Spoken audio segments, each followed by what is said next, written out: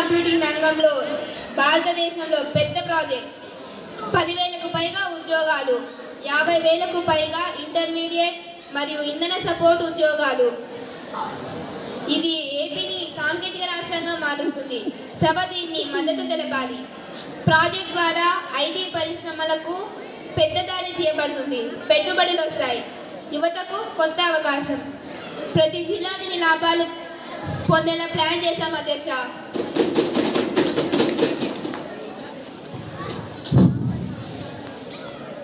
అధ్యక్ష, quantum valley ప్రారంభం ద్వారా రాష్ట్రం ఏఐ, సైబర్ సెక్యూరిటీ, రోబోటిక్స్ రంగాలలో ముందడుగు వేస్తుంది. అధ్యక్ష, ఈ ప్రాజెక్ట్ ఎంత పెద్దదని మాకు తెలుసు, కానీ మేము అడిగే ప్రశ్నలు ఏమిటంటే, చిన్న వ్యాపారాలు, గ్రామీణ ప్రాంతాలు దీనికి లాభాన్ని పొందుతాయా? పెట్టుబడి సొమ్ము ఎవరు భరిస్తారు? ప్రాజెక్టు పూర్తయ్యే వరకు నాణ్యత, భద్రత ప్రమాణాలు ఎలా ఉంటాయి? క్వాంటమ్ కంప్యూటింగ్ వాస్తవికంగా ప్రజలకు లాభం చేస్తుందా? ప్రతిపక్షం అడిగిన ప్రశ్నలకు సమాధానం చెప్తాను అధ్యక్ష. అదేంటంటే, ప్రాజెక్టులో 30% ఉద్యోగాలు గ్రామీణ యువతకే మంజూరు చేయబడతాయి. పెట్టుబడులు ప్రైవేట్, రాష్ట్ర మిశ్రమ ఫండ్లు ద్వారా భరించబడతాయి. భద్రతా ప్రమాణాలు ISO అండ్ సైబర్ సెక్యూరిటీ ఏర్పాటు చేయబడతాయి. MSMEలు క్వాంటమ్ వ్యాలీలో సపోర్ట్ చేయబడతాయి. కొత్త మార్కెట్లు తెరవబడతాయి. విద్యార్థులు, యువతలకు internship, apprenticeship, AI, ML training modules అందుబాటులో ఉంటాయి. ఈ ప్రాజెక్ట్ కేవలం ఐటీ కంపెనీల కోసం కాదు, ఏపీలోని ప్రతి జిల్లా, ప్రతి యువత క్వాంటమ్ వ్యాలీ నుండి లాభం పొందేలా ప్లాన్ చేశాము. ఇది రాష్ట్రానికి సాంకేతిక భవిష్యత్తు. క్వాంటమ్ వ్యాలీ రాష్ట్రానికి గర్వకారణం అవుతుంది అధ్యక్ష. ఈ తీర్మానానికి మద్దతు ఇవ్వాలనుకున్న సభ్యులు తమ చేతులను పైకెత్తి ఆమోదం తెలపండి. ఎక్కువ మంది సభ్యులు ఈ తీర్మానానికి మద్దతు ఇవ్వడంతో ఈ తీర్మానం ఆమోదించబడింది. ఇప్పుడు అంశం ఏపీఎస్ఆర్టీసీ మొత్తం బస్సులను దశల వారీగా ఈవీ లాగా మార్చి తీర్మానం. మొదట పాలక పక్షం వివరించండి. గౌరవ సభ్యులారా, ఏపీలో ప్రస్తుతం 11,000కు పైగా ఆర్టీసీ బస్సులు ఉన్నాయి. వీటి వల్ల ఏటా టన్నుల కార్బన్ ఉద్గారాలు జరుగుతున్నాయి. ఈవీ బస్సులు తీసుకురావటం వల్ల డీజిల్ ఖర్చు భారీగా తగ్గుతుంది. పర్యావరణ కాలుష్యం 40-50% తగ్గుతుంది. దూర ప్రాంత గ్రామాలకు సైలెంట్గా, స్మూత్గా ప్రయాణం నడుస్తుంది. ప్రభుత్వానికి కేంద్రం నుండి గ్రీన్ ఎనర్జీ లభిస్తుంది. ప్రయాణికులకు సౌకర్యం పెరుగుతుంది. ఇది కేవలం బస్సు మార్చడం కాదు అధ్యక్ష, రాష్ట్రానికి భవిష్యత్తు వైపు సంస్కరణ తీసుకువెళ్ళే సంస్కరణ అధ్యక్ష.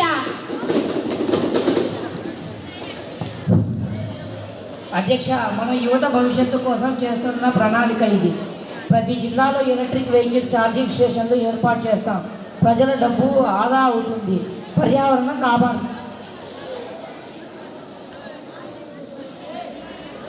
అధ్యక్ష, మనం యువ భవిష్యత్తు. అధ్యక్ష, ఈవీ బస్సుల వల్ల కొత్త ఇండస్ట్రీలు రాష్ట్రానికి వస్తాయి. బ్యాటరీ తయారీ, సాఫ్ట్వేర్ మానిటరింగ్, ఛార్జింగ్ స్టేషన్లు, 20,000కు పైగా ఉద్యోగాలు వస్తాయి. అధ్యక్ష, ఈ నిర్ణయం ఏపీ ట్రాన్స్పోర్ట్కి చారిత్రాత్మకం. మేము దశల వారీగా 2025లో 1000 ఈవీ బస్సులు, 2026లో 3000, 2027లో మొత్తం ఆపరేషన్ మార్చుతాం. అధ్యక్ష, ఈవీ బస్సులు మంచిదే, కానీ కొన్ని ప్రశ్నలు అడగాలి. ఏపీఎస్ఆర్టీసీ ఇప్పటికే అప్పుల్లో ఉంది. ఈ భారీ ఖర్చు ఎలా? ఛార్జింగ్ స్టేషన్లు ఎక్కడ నిర్మిస్తున్నారు? గ్రామీణ రూట్లలో ఏవీ రేంజ్ ఎలా సపోర్ట్ చేస్తుంది? టికెట్ ధరలు పెరుగుతాయా? డ్రైవర్, మెకానిక్స్కి నూతన శిక్షణ ఎవరు ఇస్తారు? ప్రభుత్వం పథకం చెప్పడం ఒకటి, అమలు మరొకటి. ఏపీ ప్రజలు ప్రాక్టికల్లీ పనిచేస్తే పరిష్కారాలు కోరుతున్నారు.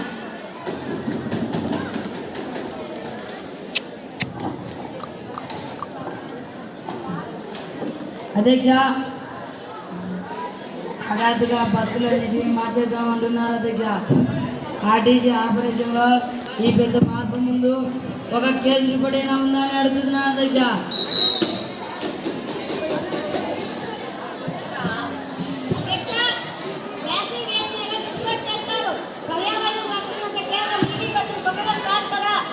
బస్సులో వేలకు చేస్తారని తమాషాగా చెప్పడం కాదు. ప్రజలకు ప్రభావం ఉండే నిర్ణయాలు సీరియస్గా ఉండాలి. అధ్యక్ష, ప్రతిపక్షం అడిగిన ప్రశ్నలు నిజమైనవే. సమాధానాలు చెప్తా వినుకోండి. కేంద్రం నుండి 40% సబ్సిడీ, ప్రపంచ బ్యాంకు నుండి green loan, corporate leakage model ఉపయోగిస్తాం. ఛార్జింగ్ స్టేషన్లు 180, ప్రధాన బస్ డిపోల్లో నిర్మాణం ప్రారంభమైంది. గ్రామీణ మార్గాలు లాంగ్ రేంజ్ 300 కిలోమీటర్స్ బస్సులు తీసుకుంటాం. టికెట్ ధరలు ఒక్క పైసా కూడా పెరగదు. సిబ్బంది శిక్షణ 12,000 మంది డ్రైవర్లు, మెకానిక్లకు ప్రత్యేక డ్రైవింగ్ మాడ్యూల్ సిద్ధం చేస్తాం. ఎవరికి నష్టం లేకుండా ఈ పథకం అమలు చేస్తాం. ఇది ప్రజల ప్రయోజనం కోసం తీసుకున్న నిర్ణయం. ఇందులో రాజకీయం లేదు. ఏపీ ఎప్పుడు టెక్నాలజీలో ముందుంది. ఈ నిర్ణయం రాష్ట్ర భవిష్యత్తుల కోసం తప్పనిసరి. ఈ తీర్మానానికి మద్దతు ఇవ్వాలనుకున్న సభ్యులు తమ చేతులను పైకెత్తి ఆమోదం తెలపండి. ఎక్కువ మంది సభ్యులు ఈ తీర్మానానికి మద్దతు ఇవ్వడంతో ఈ తీర్మానం ఆమోదించబడింది. ఇప్పుడు సభలో మొంతాన్ తుఫాన్ ప్రభావం మరియు ప్రభుత్వ చర్చలపై చర్చిద్దాం. మొదట పాలకపక్షం వాదనలు విందాం. గౌరవ సభ్యులారా, ముంతా తుఫాను కారణంగా రాష్ట్రంలో చాలా ప్రాంతాలు ప్రభావితమయ్యాయి. 5 జిల్లాలలో తీవ్ర వర్షాలు, గాలి వేగం 120 km/h వరకు. గ్రామీణ ప్రాంతాలలో పంటల నష్టం, ఇంటి నష్టం జరిగింది. ప్రభుత్వం వెంటనే తీసుకున్న కొన్ని చర్యలు తీసుకునింది. 24/7 అత్యవసర round the clock relief centre ప్రారంభం చేశాము. ఎమర్జెన్సీ ఫుడ్, మెడికల్ మరియు కవర్జీ స్కీమ్ ప్రారంభం. ప్రభుత్వం DRF నుండి 250 కోట్ల విడుదల చేసింది. ప్రజల భద్రత మరియు పునరావాసం అత్యంత ప్రాధాన్యం. ఈ చర్యలకు సభ మద్దతు తెలపాలి. ప్రతి ఎఫెక్టెడ్ కుటుంబానికి సాయం చేసేలా అన్ని ఏర్పాట్లు చేశారు. ప్రజల నష్టాన్ని తగ్గించడం, పునరావాసం వేగవంతం చేయడం ప్రభుత్వ ప్రధాన లక్ష్యం. అధ్యక్ష, మేము ముంత తుఫాను ప్రభావాన్ని పెద్దగా గమనిస్తున్నాం. కానీ ప్రభుత్వం ప్రకటనతో మాత్రమే సంతృప్తి చెందుతుంది. మేము అడగదలుచుకున్న అంశాల గురించి కూడా చెబితే బాగుంటుంది.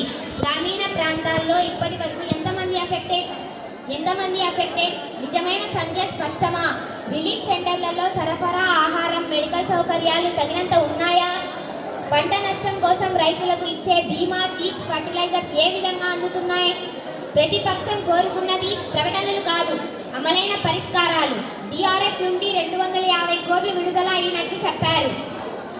ప్రతి జిల్లా అఫెక్టెడ్కు ప్రపోర్షనేట్ ఫండ్ ఏ విధంగా పంపబడింది? సాక్ష్యాలతో నివేదిక ఇవ్వాలి అధ్యక్ష. అధ్యక్ష, పంట వల్ల నష్టం రైతులకు అప్పుల్లో చిక్కుకున్నారు అధ్యక్ష. రాష్ట్ర ప్రభుత్వం వాస్తవంగా రైతులకు రక్షణ కల్పిస్తుందా లేదా అని అడుగుతున్నాను అధ్యక్ష. అధ్యక్ష, ప్రతిపక్షం ప్రశ్నలు సమంజసంగా ఉన్నాయి. అన్ని 5 ప్రభావిత జిల్లాలలో 50,000 కుటుంబాలు డేటాబేస్లో నమోదు చేశాము. 25 రిలీఫ్ సెంటర్లు 24/7 పని చేస్తూనే ఉన్నాయి. రోజు 10,000 మంది ఎఫెక్టెడ్కి ఆహారం, మెడికల్ అందుతుంది. పంట నష్టం కోసం ప్రత్యేక seeds, fertilisers and cash compensation direct bank credit ద్వారా పంపిణీ. రోడ్లు, విద్యుత్, నీటి సరఫరా 80% పునరుద్ధరణ పూర్తయింది. మిగతా 20% 2 వారాల్లో పూర్తవుతుంది. DRF అండ్ ఫండ్ ఎలక్షన్ ప్రతి జిల్లా ఎఫెక్టెడ్ ఫ్యామిలీ లెక్కపై ఆధారపడి సరిగ్గా పంపబడుతుంది. మేము అన్ని నివేదికలు సదరు అసెంబ్లీకి సమర్పిస్తాము. ప్రజల రక్షణ, పునరావాసం మాకు ప్రాధాన్యం. గత ప్రభుత్వం లాగా కొవ్వొత్తులకు 200 కోట్లని మేము ఖర్చు పెట్టలేదు అధ్యక్ష. సరైనగా ఉండండి. ఏం మాట్లాడుతున్నారు అధ్యక్ష? నేను ఎంతో కష్టపడి నిబద్ధతతో పనిచేశాను. అలాంటిది శాలువా లాంటిది నాకు కప్పి సన్మానం లాంటిది ఏదైనా ఉంటే అది చేసి అవార్డు లాంటివి ఏమన్నా ఉంటే ఇవ్వాలి. కానీ ఇలాంటి మాటలు ఏంటి అధ్యక్ష? నాకు అర్థం కావడం లేదు. దీనికి నిరసనగా మేము వాకౌట్ చేస్తున్నాం అధ్యక్ష. CM down down. Silence silence. CM మీరు down down. Silence. CM down down. CM down down. అర్సకండి అల్లరి చేయకండి, సైలెంట్ గా కూర్చోండి. ప్రతిపక్ష నాయకులు కూర్చోండి, ఎందుకు అల్లరి చేస్తున్నారు? ఇప్పుడు సభలో ఆంధ్రప్రదేశ్లోని కొత్త బోటింగ్ టూరిజం ప్రారంభమై చర్చిద్దాం. మొదట పాలక పక్షం వాదనలు విందాం.